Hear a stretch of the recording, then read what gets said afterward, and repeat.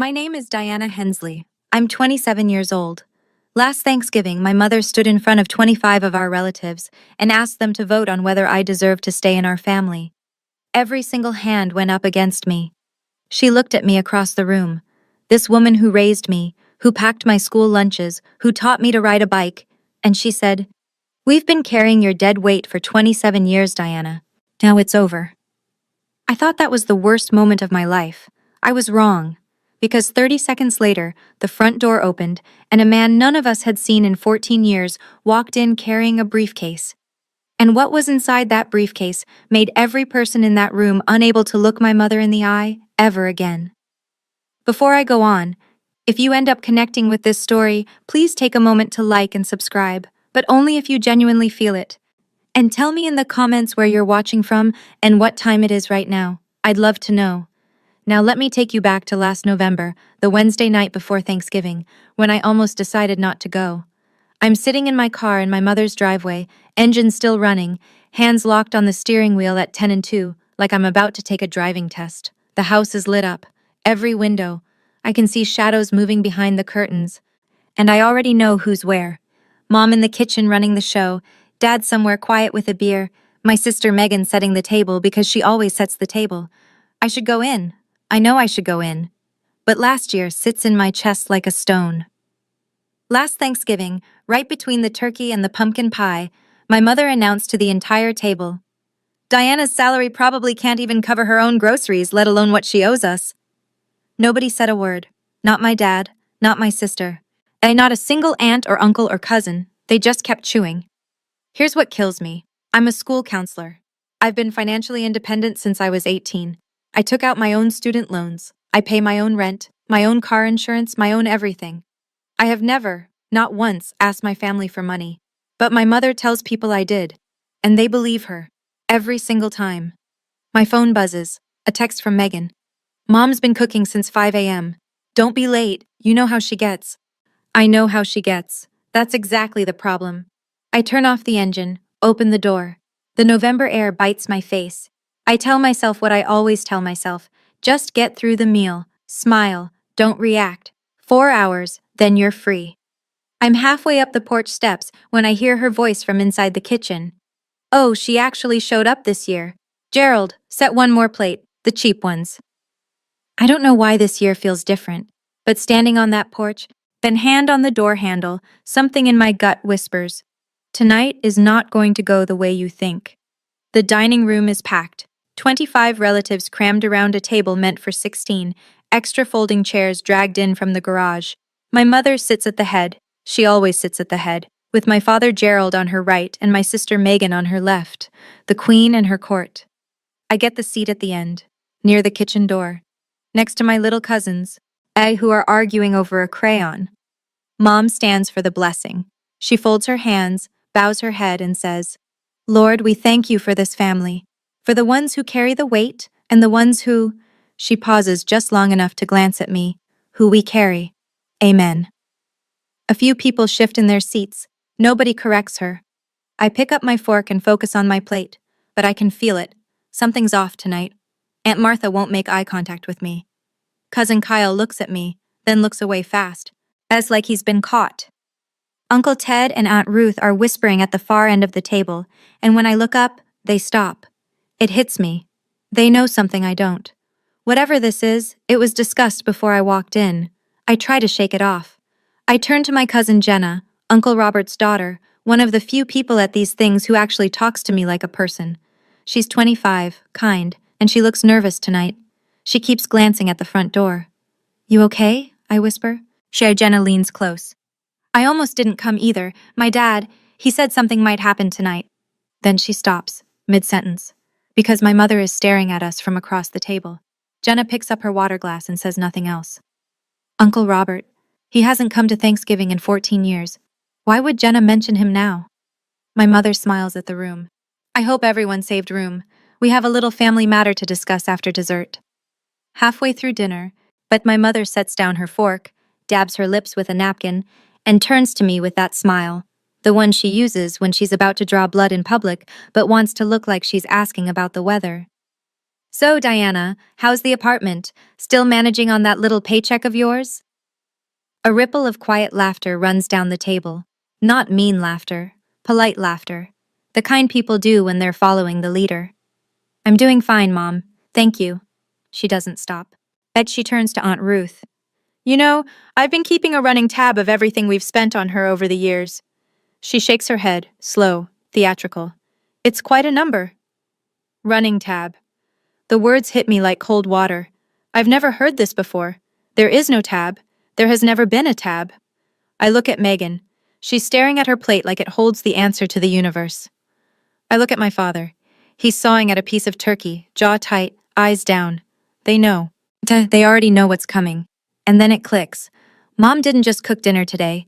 She made phone calls. She had conversations. She met people for coffee, whispered over the phone, probably showed them that, whatever she's about to show the room. This table isn't Thanksgiving dinner. It's a courtroom. And I walked in without a lawyer. Mom reaches into the pocket of her cardigan and pulls out a folded piece of paper. She holds it up just for a second, doesn't open it, doesn't read it, then tucks it back. I've got the numbers right here, but we'll get to that later. She picks her fork back up and takes a bite of green bean casserole like she hasn't just detonated a grenade under my chair. My hands start shaking under the table. I press them flat against my thighs and breathe. That piece of paper. I don't know what's on it yet. But I know one thing. My mother never bluffs without an audience. There's an empty chair in the corner of the living room. A brown leather recliner, cracked at the armrest. Nobody sits in it. It used to belong to my grandfather. Grandma and Grandpa Caldwell died when I was 13. Car accident on Route 9, coming home from church on a Sunday morning.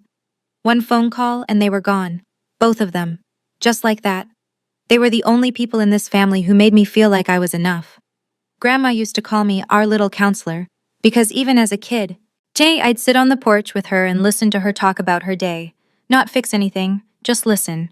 She'd pat my hand and say, "Don't let anyone make you small, Diana. Promise me that." I promised. After the funeral, my mother took over everything. She was the executor of their estate, the house, the savings, whatever they'd left behind. I was 13. I didn't understand wills or probate or bank accounts. I just knew that one day, Uncle Robert, my mom's older brother, the man who used to take me fishing every summer, started a fight with my mother at the kitchen table. Voices low but sharp. 2 weeks later, he was gone. No more Thanksgivings. No more fishing trips. No more birthday cards. Mom told everyone Robert was jealous. He wanted more than his share, she said. He's always been like that. And everyone nodded. I look across the table at Jenna now, Robert's daughter, and I see her father's eyes. Steady. A little sad. But she's typing something on her phone under the table, shielding the screen with her hand. I remember something else, a detail I haven't thought about in years. Grandma once mentioned a savings account. Set aside for the grandkids' education, she said. After they died, Mom told me it was nothing. Barely enough to cover the funeral costs. I was 13. I believed her. Dinner ends, plates get stacked, the kids run off to the den, and then, instead of coffee and pie, my mother claps her hands twice, like she's calling a meeting to order, and says, "Everyone, please move to the living room. There's something we need to discuss as a family." The living room. I step in and freeze. The furniture has been rearranged, chairs pulled into a wide circle, the coffee table pushed to the side. This isn't spontaneous. She set this up before anyone arrived. I think about leaving, right now, grab my coat, walk out the front door, drive home. But I know what happens if I do. Mom shakes her head, sighs that long sigh, turns to the room and says, "See? She always runs. She can never face responsibility." And by morning, every relative in the circle will believe that version. My version won't exist because I won't be here to tell it. But if I stay, I'm sitting in a trial I didn't agree to. I think about Millfield. 8,000 people. I work at the elementary school. Parents know me. If my family turns their back on me publicly, then the rumors will follow me to work, to the grocery store, to every sidewalk in this town. That's how small towns work.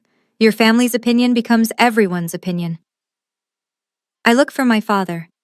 Gerald is sitting in the second row of chairs, not front, not back, holding a Coors Light like it's a life raft. He doesn't look at me. He hasn't looked at me since dinner. My mother stands in the center of the circle, smoothing the front of her blouse. She puts on her reading glasses. She pulls out that folded piece of paper. Her voice trembles, just slightly, just enough. I know this is hard, but I've been carrying this burden alone for too long. Tonight, I need the family's help to make a decision. The tremble is perfect, rehearsed. I've watched her do it 100 times, at church fundraisers, at parent-teacher conferences, at the bank when she needed a fee waived. That tremble is a tool, but nobody else sees it. They just see a tired mother asking for help. As my mother unfolds the paper, slowly, like she's handling something sacred. I've put this off for years, she says. But Diana needs to hear this. You all need to hear this. She begins to read. Her voice is steady, clear. A woman delivering facts, not accusations. That's the trick. She always sounds reasonable. Item 1. The cost of raising Diana from birth through age 18. Housing, food, clothing, medical. At adjusted total, $112,000. She glances up to make sure the room is listening. It is. Item 2. College financial support that Diana has never repaid. Tuition supplements, books, emergency funds. Total, $23,000. My throat tightens. I didn't receive a cent for college. I took out loans. I worked 2 jobs sophomore year. There were no tuition supplements. There were no emergency funds. Item 3. She pauses for effect. Diana's share of expenses drawn from your grandparents' estate. Medical bills, transportation, miscellaneous support. Total, $18,000. She folds the paper, looks at the room. That's over $50,000. $50,000 that this family has invested in someone who has never once said thank you. The room is quiet. Aunt Ruth nods slowly. Uncle Ted crosses his arms. Cousin Kyle stares at the carpet. I open my mouth. Mom, that's not... I never... Please let me finish. Her hand goes up, palm out. You'll have your turn. But she keeps talking. She turns to Aunt Ruth. Do you remember when I had to sell Mom's silver tea set? That was to cover Diana's dental bills. Ruth remembers, or thinks she does. I never had dental bills paid by my mother. I've been on my own insurance since I was 22. But it doesn't matter. The room believes her. I can see it in their faces. Tight lips, folded arms, eyes that slide off me like I'm something unpleasant. I won't get my turn. I already know that. While my mother folds her reading glasses and tucks them into her pocket. She looks around the circle, every face one by one, and when she speaks, her voice drops to something almost gentle. I've thought about this for a long time, and I think it's only fair that we, as a family, vote on whether Diana should continue to be part of our gatherings, our traditions, and any future family decisions. The words don't register at first. Vote, she said vote. You're asking them to vote me out? My voice sounds far away, like it belongs to someone else. Of our family? I'm asking them to vote on what's fair. This family has suffered enough. I look at Megan. My sister, my older sister who I shared a bedroom with for 16 years, stares at her own hands in her lap. She doesn't move. I look at my father. Gerald examines the floor like he's never seen hardwood before. I look around the room. 25 faces. These are people I've cooked Thanksgiving sides for. People whose kids I've babysat on weekends. Cousin Kyle, who I drove to his SATs because his car broke down. Aunt Martha, who I called every Sunday for 6 months after her hip surgery. Uncle Ted, who I helped move into his new apartment last spring. Not one of them says, "This is insane, Patricia. You can't vote someone out of a family." Not one. And I understand all at once, out like a window breaking, that my mother didn't decide this tonight. She campaigned. She called each of them. She presented her version, her numbers, her tears. This vote was decided before I parked my car in the driveway. Mom! My voice cracks, but I push through. I paid my own way through college. I've never asked you for a single dollar. She turns to the room and shakes her head, sad, patient, a woman dealing with a difficult child. See, this is what she does. She rewrites history. And that's exactly why we're here. I want to pause here for a second, because standing in that circle, listening to my mother rewrite my entire life in front of people I loved, there was a moment where I thought, am I wrong? Have I really been a burden this whole time and just didn't see it? 27 years of hearing it. When everyone around you believes the same story. You start wondering if maybe, just maybe, the lie is true. I need to ask you something. Have you ever had someone repeat a lie about you so many times that you started questioning your own memory? That you started thinking, maybe I do owe them something? Tell me in the comments. I need to know I'm not the only one. Okay, back to that living room. My mother clasps her hands in front of her like a church elder calling for tithes. All in favor of removing Diana from family events, property claims, and financial obligations? Raise your hand. The room holds its breath. 1 second. 2. Aunt Ruth's hand goes up first, straight and sure, like she's been waiting for permission. Then Aunt Martha. Then Uncle Ted. Then Cousin Kyle, who won't look at me while he does it. I count. 10. Cousin Brenda. Cousin Tom. Tom's wife, who I've met exactly 3 times. 15. Great Aunt Peggy, who I drove to her optometrist appointment last March. Second cousin Alan. Yeah, who borrowed my jumper cables 2 winters ago and never returned them. 20. The hands keep rising. Slow, fast, reluctant, firm. It doesn't matter. They all go up. I watch my sister. Megan's jaw is tight. Her hand lifts halfway, pauses, then rises the rest of the way. She still won't look at me. 25. My mother counts them out loud, slowly, deliberately, like reading names at a roll call. Ruth, Martha, Ted, Kyle, Brenda, Tom. Every name a nail. Then she reaches the end of her count and turns to the last person who hasn't raised his hand. Gerald? My father is sitting very still. The Coors light in his hand has gone warm. He stares at the can. The room waits. Gerald. Softer this time. An instruction dressed as a question. My father doesn't look at me. He looks at the floor, at the wall, at his own shoes. And then, slowly, like his arm weighs 1,000 pounds, he raises his hand. My dad. The man who taught me to tie my shoes. Who carried me on his shoulders at the county fair. That hand raised against me. 26. I am standing in a room full of family, and I have never been more alone in my life. My mother surveys the room. 26 hands. She nods, not triumphant, not smug, satisfied. The nod of a woman who has confirmed what she already knew. She turns to me. The room goes so quiet I can hear the kitchen clock ticking through the wall. Someone's child laughs in the den down the hall, and then the sound feels like it belongs to a different universe. We've been carrying your dead weight for 27 years, Diana. Her voice is low, controlled, almost kind. It's over. Nobody breathes. I feel the blood rise in my face, my ears ring, my legs want to move but they've forgotten how. 26 people just told me I don't belong, and my mother is standing in the center of this circle like she's delivered a mercy. She straightens her posture. I've already spoken with a lawyer. You will no longer be welcome at family gatherings, and any claim you think you have on this family's resources, consider it void. A lawyer? The word comes out before I can stop it. For what? For protecting this family. From you. She says it so simply, like she's locking a door.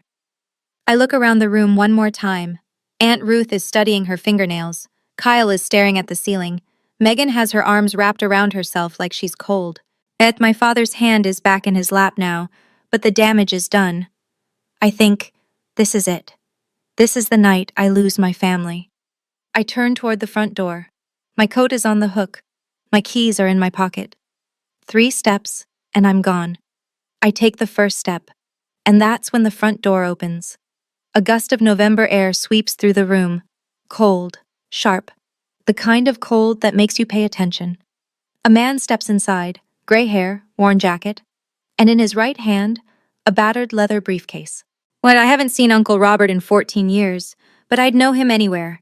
The broad shoulders, the quiet way he stands in a doorway like he's asking the room for nothing. His hair is almost white now. He's thinner than I remember, but his eyes are the same, steady, patient, like a man who learned a long time ago that silence is sometimes louder than shouting.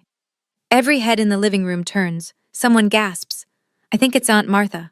But my mother's face, I'll remember this for the rest of my life, goes blank. Not angry, not surprised. Blank. Like someone pulled the plug on whatever performance she was running.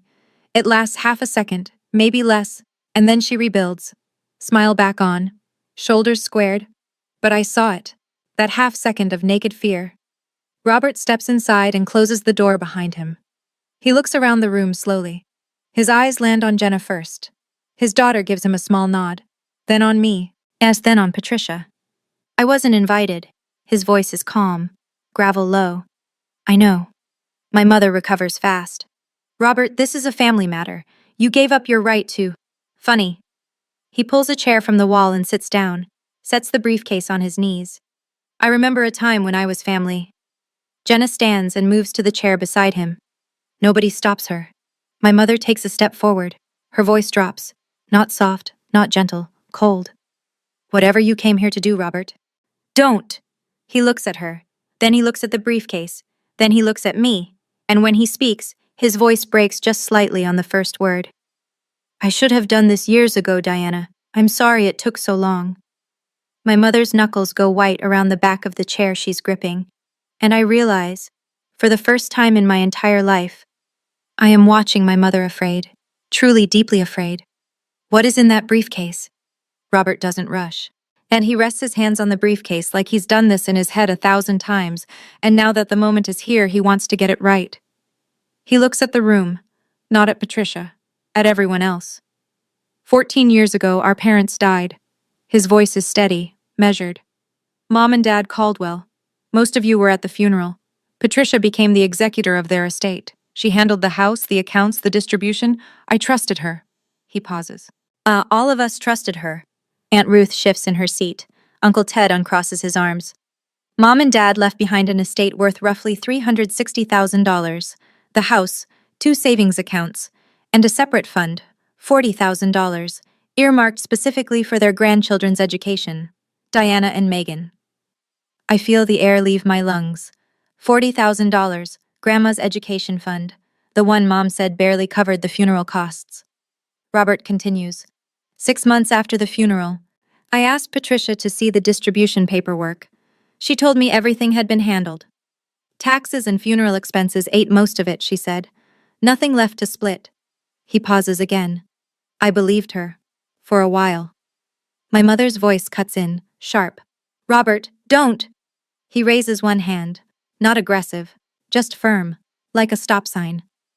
Patty, I kept quiet for 14 years. Let me speak. The room is frozen. Nobody texts, nobody fidgets. Even the clock seems louder. Then one day, and a bank statement arrived at Mom and Dad's old house, the one I was fixing up to sell, addressed to their estate account, an account that was supposed to be closed. He looks at Patricia. She's gripping the chair so hard her knuckles have gone from white to yellow. That statement showed withdrawals, dozens of them, all going to one personal account. He doesn't say the name. He doesn't need to. Every pair of eyes in the room slides toward my mother. And the name on that account, Patricia. He's lying. He has always been, Robert, was Patricia Ann Hensley. The room splits open like a fault line. Whispers start at the edges. Low, fast, the kind of murmuring that happens when people are trying to figure out whose side to be on. Aunt Martha leans forward in her chair. Patty, is this true? My mother's response is instant, practiced. He's lying. He's always been jealous of me. And Mom and Dad loved me more, and he's never gotten over it. It's the same line she used 14 years ago, word for word. I know because I've heard her rehearse it at every family gathering Robert's name came up, but something is different this time. Cousin Kyle looks at Robert, then at Patricia, and for the first time tonight, he doesn't nod along with my mother. His hands are clasped between his knees, and he's thinking. Actually, thinking. Megan is staring at our mother with an expression I've never seen on her face before, like she's doing math in her head and the numbers aren't adding up. Mom paid for Megan's entire college education, said it came from savings. Megan never questioned where. My father lifts his head. He looks at his wife, then at Robert, then at the briefcase. His hand, the one he raised against me 5 minutes ago, is trembling. Patricia pivots. She steps to the center of the circle, but positions herself between Robert and the room, and opens her arms slightly. The wronged mother, the accused innocent. This is exactly what he did 14 years ago. He tried to turn everyone against me then, and he's doing it again. Robert doesn't argue. He doesn't raise his voice. He simply says, I don't need you to believe me. I have paperwork. He rests his hand on the briefcase, doesn't open it, just lets it sit there. My mother's voice goes tight as a wire. If you open that, Robert, I swear. She doesn't finish the sentence. And that silence, that unfinished threat, tells the room more than any document could. Because she didn't say the papers were fake, she didn't say they were wrong, she just didn't want them opened. Robert unclasps the briefcase. The sound is small, 2 metal snaps, but in this room, it lands like a gunshot. Inside, the documents are organized with colored tabs, blue, yellow, red, 14 years of patience, sorted and labeled. Then he pulls the first one, holds it up so the room can see. This is the original will of Henry and Margaret Caldwell, our parents. He sets it on the coffee table. Patricia told the family this document was lost. It wasn't. She filed a different version with the probate court. My mother. That will was amended before they... Robert reaches back into the briefcase. Funny you should say that. He lays a second document beside the first, side by side, 2 wills, same names. Different signatures. The one on the left is the original, notarized, witnessed. The one on the right is the version Patricia submitted to probate. He taps the second document. Take a look at the signatures. Cousin Kyle leans forward. Aunt Martha stands up to get a closer look. Even from across the room I can see it. The handwriting on the second will is tighter, more controlled. It doesn't match. My hands go cold. $40,000. That was supposed to be mine and Megan's. For school. For the future Grandma wanted us to have. Robert pulls a third document from the briefcase. A single page with a letterhead. I hired a forensic handwriting examiner. Certified, licensed. Here's her report. He sets it on the table.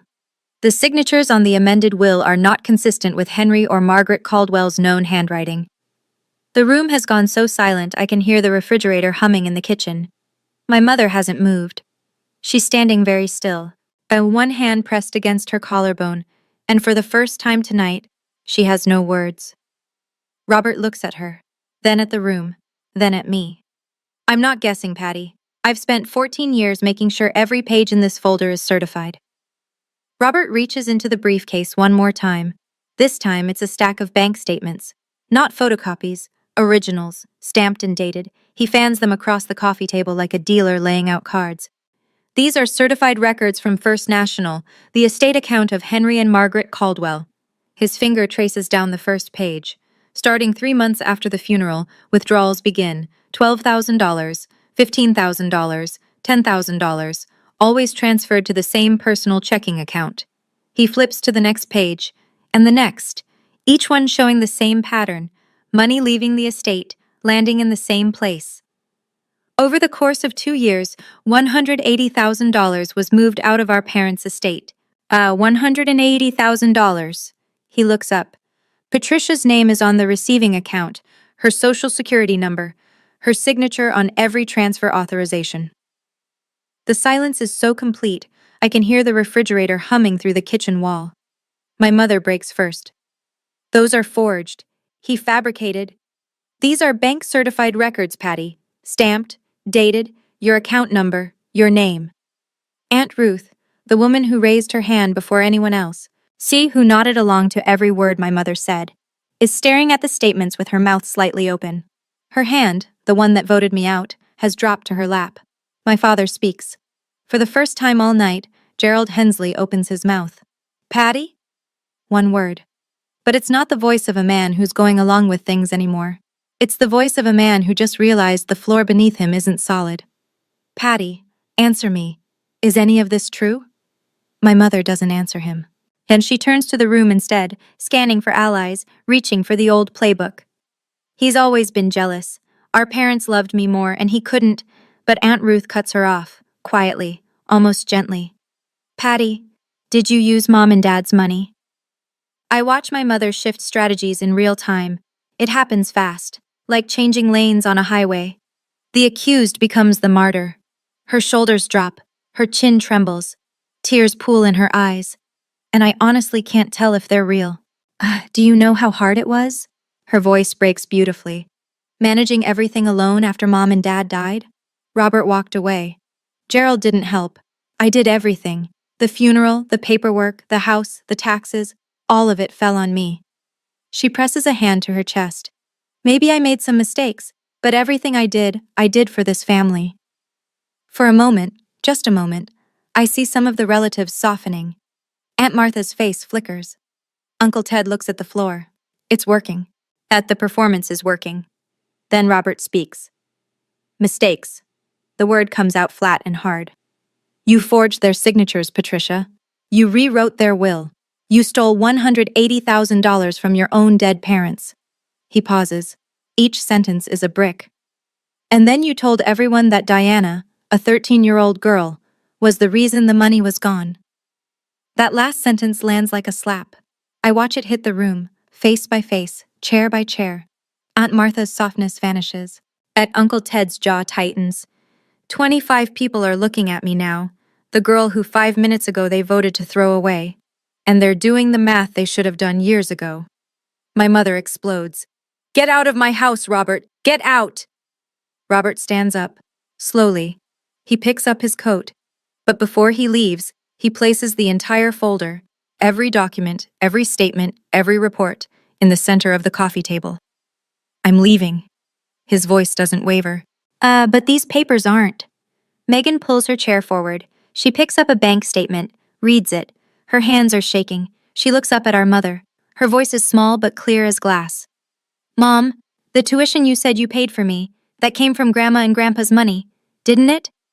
My mother stares at Megan. Her mouth opens. Nothing comes out. The room fractures. Half the family is clustered around the coffee table, passing documents hand to hand, reading in silence. The other half sits frozen, watching Patricia like they're seeing her for the first time. Cousin Kyle is the first to move. He pushes out of his chair, crosses the room, and stops in front of me. His face is flushed. His voice is rough. I didn't know. Diana, I'm sorry. I nod. I can't speak yet. My mother sees him standing with me, and something breaks behind her eyes. She turns to my father, grabs his arm. Gerald, say something. I tell them this is a misunderstanding. Gerald looks at his wife. It's the longest I've ever seen him hold her gaze, and then he shakes his head. I can't, Patty. I can't do that. 5 words, the most important 5 words my father has ever spoken. And they're 14 years too late. But they're here. Aunt Ruth stands and walks out of the room without a word. I hear the front door open and close. Aunt Martha follows 30 seconds later, pulling on her coat with quick, angry movements. One by one, people begin to leave. Not all of them, but enough. Enough to turn my mother's living room, her stage, her courtroom, into something small and empty. Patricia stands in the center of the circle that isn't a circle anymore. Chairs pushed back, seats abandoned. The documents sit on the coffee table like evidence at a crime scene that nobody's cleaned up yet. Nobody looks at her. They're either reading, leaving, or talking to each other in low voices. She's become invisible in her own house. I stand in the corner, next to the empty recliner where my grandfather used to sit. And for the first time in 27 years, I am not the one being overlooked. I didn't say a word. I didn't need to. The papers said everything I never could. Robert finds me on the back porch. I've stepped outside because the living room feels like a building after an earthquake. Everything's still standing but nothing in the right place. And Megan and Jenna follow him out. The 4 of us sit on the porch steps in the cold, breath clouding in the November air, and Robert tells me the rest. Your grandparents set aside $40,000 specifically for you and Megan. Education fund. It was in the original will, clear as day. He rubs his hands together. Patricia liquidated it within a year of their death, used it to remodel her kitchen and master bathroom. The renovation she told everyone she'd been saving for. The kitchen I've eaten Thanksgiving dinner in every year. The kitchen she cooked tonight's meal in, built with money that was mine. She needed a cover story, Robert says, so she started telling people that you were expensive, that you were a financial drain. You were 13, Diana. You couldn't defend yourself. You didn't even know there was money to defend. Megan is crying. Quiet tears, no sound. As she's hugging her knees on the step below me, I ask the question that's been building for an hour. Why didn't you say something sooner? Robert's face tightens. I tried. 14 years ago, I confronted her. She told the family I was an alcoholic, that I was jealous, that I wanted more than my share. His voice drops. Everyone believed her. I lost everything. Holidays, birthdays, watching Jenna grow up around her cousins. I lost this family. He looks at the briefcase sitting beside him on the porch. I needed evidence that couldn't be denied. Bank-certified records, a handwriting expert, a lawyer's review. That takes time. And money I didn't have much of. He puts his hand on my shoulder. I didn't gather these papers to destroy Patty. I gathered them so you could know the truth. What happens next? That's up to this family. Megan wipes her face with the back of her hand and stands up without a word. As she walks back inside, I watch her through the screen door. She crosses the living room to where our mother is sitting alone on the sofa. Patricia looks smaller now. The overhead light catches every line on her face, every bit of mascara that's smudged. The queen without her court. Megan stands in front of her, doesn't sit. Mom, look at me. Patricia looks up. Did you pay for my college with Grandma and Grandpa's money? I did what I had to do. Megan. That's not an answer. You got your degree, didn't you? A flash of the old Patricia, defiant, certain. You got your life. I gave you that. You gave me that by stealing from Diana, from Uncle Robert, from Grandma and Grandpa. Don't you turn on me too. My mother's voice rises to a pitch I recognize, the warning tone, the one that used to make us both go quiet as children. I am your mother. Megan doesn't flinch. And Diana is my sister. She turns and walks back to the porch, sits down beside me. For a long time, neither of us speaks. Then she says it, quietly, like she's admitting something she's been carrying for years. There was a time Mom told me not to lend you money. She said you'd never pay it back. Megan's voice cracks. You called me once. Your car broke down. You needed $200, and I said no. I remember. A Tuesday night in October. Rain so heavy I could barely see the road. As I walked 3 miles home because my sister said no, because my mother told her to. I didn't know, Megan whispers. I swear I didn't. I believe you. She leans her head against my shoulder. We sit like that, in the cold, listening to the sounds of a family rearranging itself inside. I was the golden child, she says finally, and I didn't even earn it. I drive home around 10. The house empties slowly behind me. People leaving in ones and twos, coats pulled tight. Car doors closing in the dark. By midnight, my phone has 6 messages. Cousin Kyle calls first. His voice is thick, like he's been sitting in his truck in the driveway working up the nerve. Diana, I should have asked questions. I should have said something when she asked us to raise our hands. I didn't. I'm sorry. Aunt Martha sends a long text. 3 paragraphs. She says she believed Patricia because your mother always sounded so certain. She always had the details. Martha doesn't ask for forgiveness. She just says she was wrong. Jenna hugs me before she leaves the porch. She holds on tight and whispers in my ear. My dad never stopped talking about you. Every birthday, every holiday, he'd say your name. Cousin David calls, short, direct. I messed up. If you need anything, a meal, help moving, whatever, I'm here. Aunt Ruth comes back, 11 o'clock at night, headlights in the driveway. She walks up the porch steps where I'm still sitting with Megan, and she wraps her arms around me for 30 seconds without saying a single word. When she lets go, her eyes are red. And then there's Megan. My sister doesn't leave. She sits with me on that porch until past midnight. We don't solve anything. We don't make grand declarations. We just talk. Really talk. For the first time in years without the filter of our mother between us. I say the same thing to each of them. Thank you for calling. I mean that. But an apology doesn't erase a raised hand. I'm going to need time before I know what this means for us. There is one person who doesn't call, doesn't text, doesn't apologize. My father, Gerald Hensley, gets in his truck after Robert leaves and drives away. I don't know where he goes. I won't find out until 2 days later. I drive home the long way. Past the elementary school where I work. Past the diner where I eat lunch on Fridays. But past the gas station where I fill up my 10-year-old Honda every Sunday. And past my mother's house. The kitchen light is still on. Through the window I can see her. A single silhouette sitting at the dining table. Plates still out. Chairs still arranged in that circle. The woman who commanded a room of 25 people 4 hours ago is sitting alone in a kitchen she renovated with stolen money, surrounded by leftovers nobody stayed to eat. I don't stop. At home, I sit in the dark of my apartment. The apartment she mocked, the paycheck she belittled, the life she told everyone was a failure. And I think about my mother. Not with hatred, not with satisfaction, just with the heavy, complicated exhaustion of finally understanding. Patricia Hensley grew up in a family that measured people by what they could provide.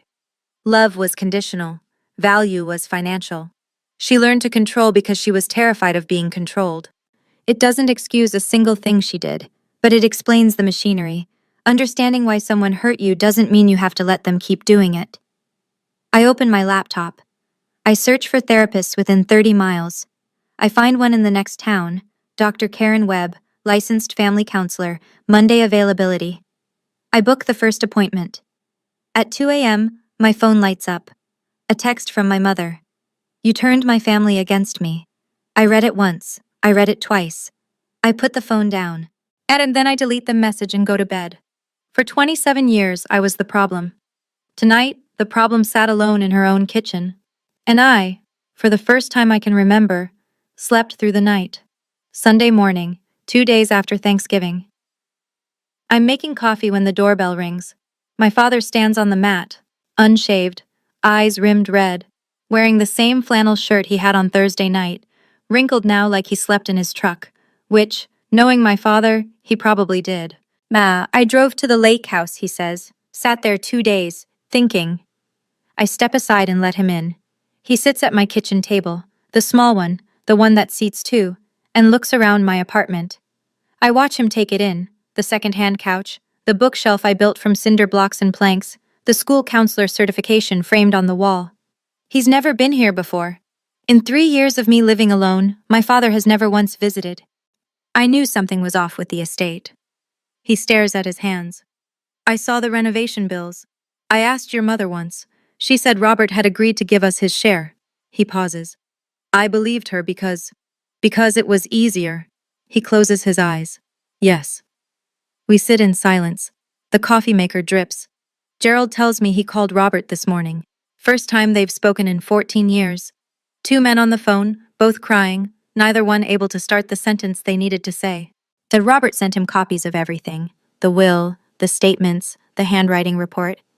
Gerald read every page. I'm not asking you to forgive me, he says. I just want you to know. I'm done being quiet. I look at my father, 56 years old. Hands that trembled when he raised them against his own daughter. Hands that are trembling now for a different reason. Dad, I love you, but love doesn't cancel out what happened. I need you to show me, not tell me, that things are different now. He nods. He doesn't argue. He doesn't make promises he can't keep. And for my father, that's a start. The following Tuesday, I sit in a small office on Main Street in Clearfield, the next town over, across from a woman named Evelyn Moore. Family law attorney. Robert is beside me, the briefcase open on her desk between us. Evelyn reviews the documents one by one, making small notes in the margins. She's methodical. Oh, unhurried. After 20 minutes, she sets her pen down. This is estate fraud, clean and well documented. She looks at Robert. Mr. Caldwell, the evidence you've compiled is thorough. The forged signatures alone would be significant, but combined with the bank records and the handwriting analysis, this is a strong case. She explains our options plainly. Robert and I both have grounds for a civil claim to recover the misappropriated funds. Additionally, though forging a will is a felony, the district attorney's office would make the decision on criminal charges, not us. Robert speaks first. I don't want Patty in prison, but I want the money returned to the people it belongs to. I agree. I'm not here for revenge. I'm here for the $40,000 that my grandparents set aside for my education, money I didn't know existed while I was working 2 jobs and taking out student loans. Evelyn draws up the paperwork. I read every line. Robert signs. I sign. And no speeches, no dramatic declarations, just paper, ink, and a legal process doing what it's designed to do. Walking to my car afterward, I feel something I don't expect. Not triumph, not vindication. Relief. The quiet kind. The kind that comes from knowing you didn't make this up. That you weren't the burden. That the numbers were never yours. I didn't sue my mother for revenge. I filed a claim because $40,000 was taken from me before I was old enough to know it existed. And because someone has to say, this was wrong. News travels fast in a town of 8,000. By the second week of December, the story has made its way through every church pew and grocery aisle in Millfield. The first visible shift, Aunt Ruth announces she's hosting Christmas at her house. Robert is invited. Patricia is not. Nobody argues. Nobody even hesitates. My mother fights back the only way she knows how, the phone. She calls every relative one by one. They're working the list she's worked for decades. But this time, most calls go to voicemail. The few who answer keep it short. Patty, we need time. Patty, I don't know what to say right now. Click. At Grace Lutheran, where Patricia has sat in the second pew, left side, every Sunday for 20 years, things shift. People don't confront her. They just rearrange. A 2-seat gap opens beside her, then 3 seats, then the whole pew. Nobody says it out loud. They don't have to. Space speaks. She posts a long message on Facebook, something about betrayal, about family turning their backs, about sacrifice being punished. Megan comments within the hour, "Mom, please stop. You're making it worse." Patricia deletes the post by evening. Gerald moves to the living room couch. He doesn't file for separation, not yet, but the master bedroom door stays closed, and he sleeps under a quilt his mother-in-law made 30 years ago. He starts calling Robert every week. Like 2 men rebuilding a bridge, 1 phone call at a time. Then in late December, a letter arrives at my apartment from Patricia's attorney. She's agreed to negotiate a settlement. She doesn't want to go to court. It's the first time in my mother's life she's chosen to back down. And the only reason she's doing it is because, for the first time, she can't control what happens next. Well, when I read that letter, when I saw that my mother had agreed to settle, I sat at my kitchen table for a long time. 27 years, and she had never once backed down from anything. Not an argument, not an accusation, not a lie. All it took was one worn-out briefcase and a man patient enough to wait for the right moment. But I keep asking myself, if Uncle Robert hadn't walked through that door, where would I be right now? Would I have fought back alone? Or would I have just disappeared? What would you have done? If no one had come through that door for you, would you have found the strength to stand on your own? Or would you have walked away for good? I really want to know. Tell me in the comments. Okay, let me finish this story. Millfield is the kind of town where everyone knows your business by Tuesday. My mother built her reputation over 3 decades. It unraveled in 3 weeks. At the Women's Fellowship at Grace Lutheran, the committee Patricia chaired for 12 years, quietly restructures in January. New leadership. New meeting schedule. The official reason: time for fresh perspectives. The real reason fills every whispered conversation in the church parking lot. Neighbors who used to accept Patricia's dinner invitations suddenly have conflicts. Every Saturday. Indefinitely. The Christmas card count at our family home drops by more than half. Meanwhile, as something unexpected happens to me. At school, a parent I barely know, a woman named Linda whose son I counseled through his parents' divorce, stops me in the pickup line. "I heard what happened, Miss Hensley. For what it's worth, this town is better because you're in it." She squeezes my hand and walks away before I can respond. It's a small thing. But in a small town, small things are everything. Robert comes to Christmas at Aunt Ruth's house. 14 years since he's had a place at a family table. When he walks through Ruth's front door, Jenna is right behind him, carrying a pie she baked from their grandmother's recipe. Ruth pulls Robert into a hug so tight his feet nearly leave the ground. A week later, I find an envelope in my mailbox. No return address. Inside, a photograph. Yellowed, creased at the corners. My grandparents holding me at age 3. I'm laughing at the camera, and my grandmother's hand is on my head. But protective and sure. On the back, in her handwriting, "Our little counselor." I don't know who sent it, but I have a feeling it was a man who sleeps on his living room couch now and is trying, in his own quiet way, to give back what was taken. In February, the settlement is finalized. Evelyn Moore calls me on a Tuesday afternoon, and I pull over in the school parking lot to listen. Patricia agrees to return $40,000 to Diana and Megan, the grandchildren's education fund, and exactly as the original will specified. She returns $70,000 to Robert, his rightful share of the estate distribution she intercepted. The remaining $30,000, which Patricia claims was spent on family expenses but cannot document, remains in dispute. A matter for another day. To make the payments, my mother has to sell her SUV and draw from her retirement savings. The kitchen she built with stolen money is worth more than the car, but nobody's asking her to tear it apart. But the irony is enough. I receive $20,000, my share of the education fund. I use it to pay off my student loans. Every last cent of the debt I accumulated because money that was meant for me was sitting in my mother's checking account the whole time.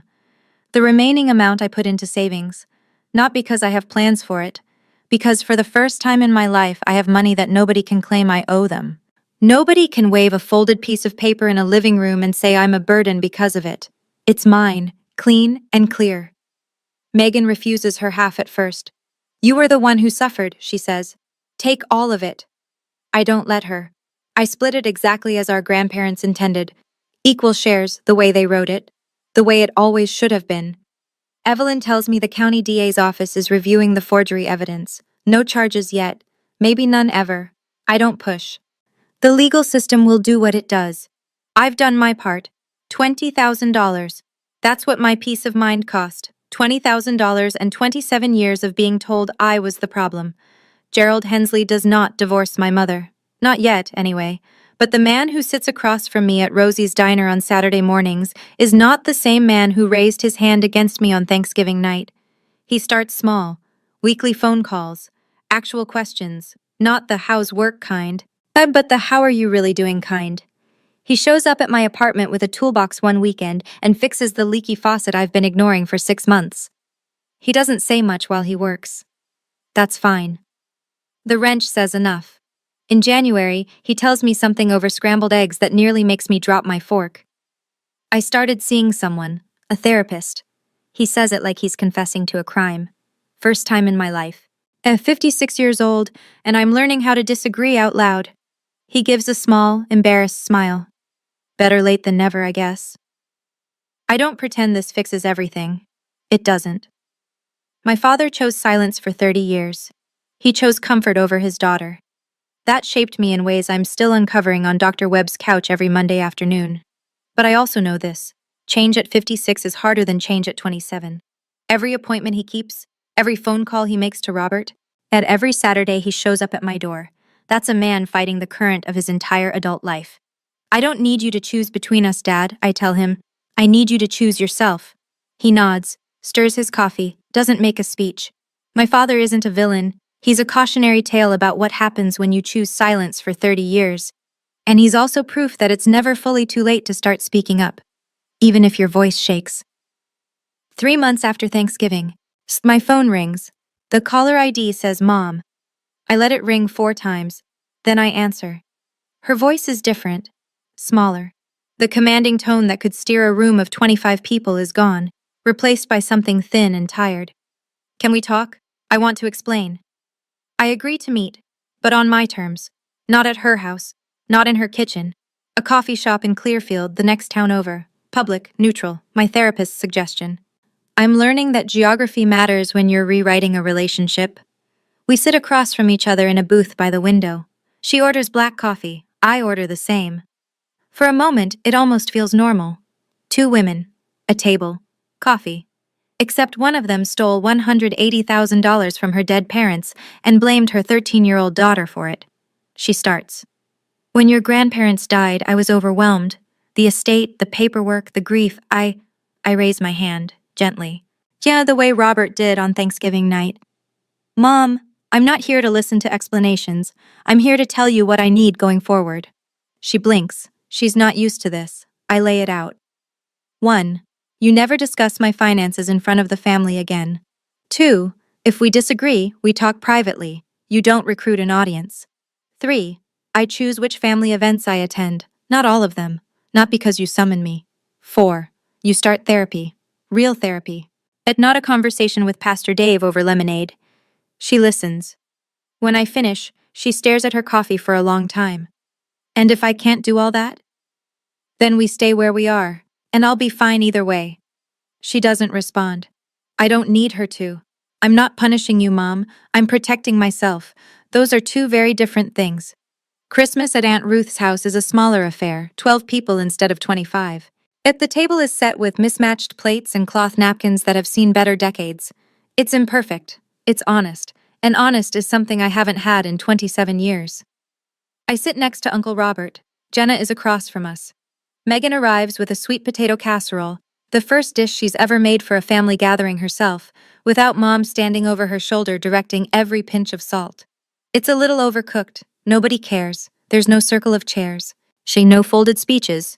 No hands raised. Robert says grace. His voice is steady, but there's a crack at the end that he doesn't try to hide. For the ones who are here tonight, and for the years we'll make up for. Gerald arrives late, alone. He stands in the doorway for a moment, and I can see the effort it takes to be here, without Patricia, in a room full of people who now know the truth about his wife. He walks straight to me and wraps his arms around me. No words. Just a hug that lasts longer than any hug he's given me in my adult life. Jenna and I pull crackers. Kyle passes the rolls. David tells a terrible joke and everyone groans. Robert laughs, a real laugh, full and warm. And I realize I haven't heard that sound since I was 13 years old. Patricia isn't here. Nobody mentions her. Her absence is both a relief and a sadness, and I'm learning that both feelings can share the same chair. The turkey is overcooked. Robert burns the dinner rolls. Then the wine is cheap and the house is drafty. But when I look around the table, every person here chose to be here. Nobody was summoned. Nobody was performing. And that is the first honest holiday meal I've had in my entire life. I'm not telling you this story so you'll hate my mother. Patricia Hensley is a complicated woman. She's manipulative and controlling, and she stole from her own dead parents and pinned it on a child. Those things are true. But she's also a woman who grew up in a family where your worth was measured in dollars, where love came with conditions and control was the only currency that bought safety. She learned the game early and played it well, until the game caught up with her. None of that excuses what she did. But I'm telling you because I want you to understand.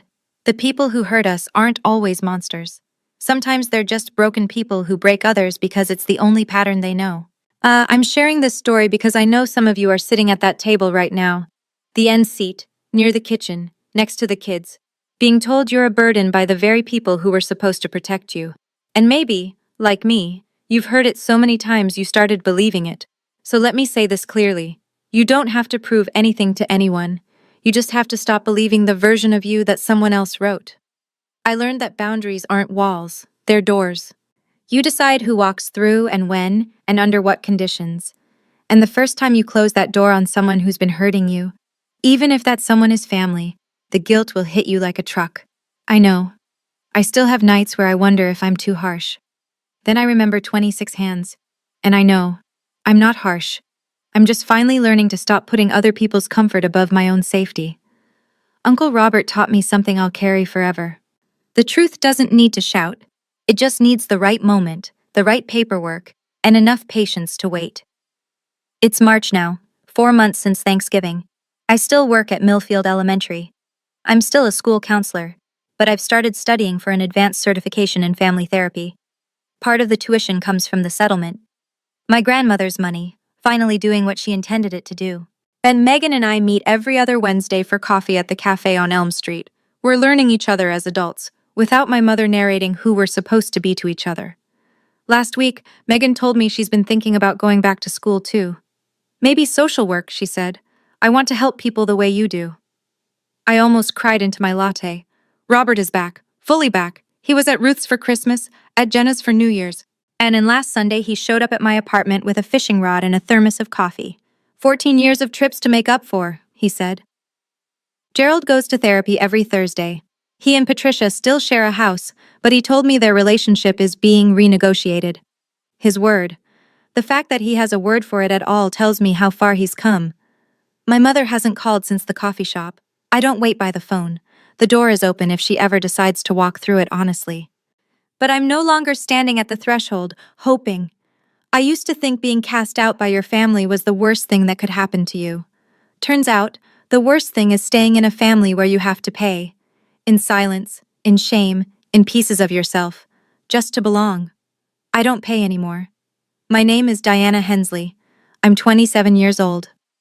And for the first time in my life, I don't owe anyone an explanation for who I am. Thank you for staying with me until the very end. Yet that means more than you know. If this story touched something in you, if it reminded you of a boundary you've been afraid to set, or a truth you've been sitting on for too long, please hit like and subscribe. Not for the algorithm, for the next person who needs to hear this and hasn't found it yet. And if you're wondering what happened next, how my mother responded to the settlement, a conversation I had with my father that changed everything between us. And the letter I received from someone I never expected. That story is waiting for you. Check the link in the description. I'm Diana. Take care of yourself tonight, and I'll see you in the next one.